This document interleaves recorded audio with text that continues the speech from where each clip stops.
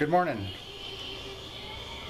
Going to be replacing the pressurized power steering hose on a 2003 Hyundai, and the way you start is remove the engine cover, and there's 5 10mm bolts that hold the cover down. Lift the cover and put it aside, and the hose that I'm going to be replacing is this hose right here. There's a small pinhole along here somewhere, and it's just making a mess of the inside of the engine compartment on this side of the car. So there's a banjo bolt here, and there's another fitting at the bottom. Second thing you want to do is you want to raise the car up, and you want to remove the right front wheel, and behind the front wheel there is a little cover that sits like, actually it sits like this, and you want to take that cover out, and there's 2 10mm bolts that hold that in. You want to take that cover out, move it aside, and this is a fitting right here that we're going to pull out. This is a 14mm nut, and this will vary. The hose nut will vary depending on if the hose is original equipment or if it is an aftermarket. Okay? Don't be surprised if this fitting is extremely super tight.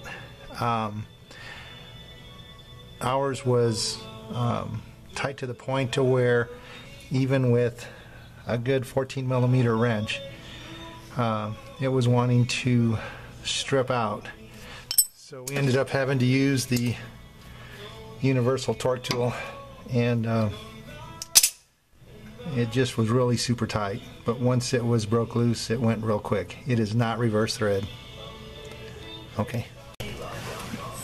Once you disconnect the hose from the metal line, your kit should come with a little yellow plastic cap. I suggest you use it. It just slips over the top of the compression fitting so that you don't leak oil all over the place, kind of like I did.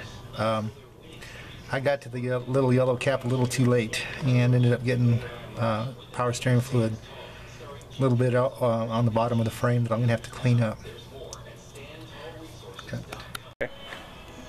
Alright, the only trick on this last part is the clamp that holds the hose on, and just make sure that the orientation is right.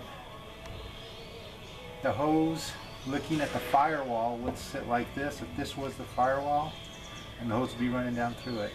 If you get it on the other side, you're screwed. You have to take it all apart again. So just make sure that this hose clamp is on the right side. Okay?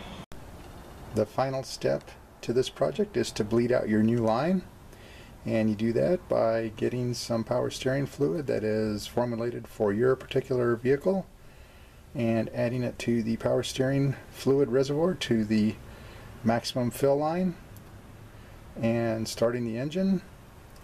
Turn the wheel all the way to the right for a second and all the way back to the left for a second, and repeat the process until all the bubbles have been worked out of your power steering lines.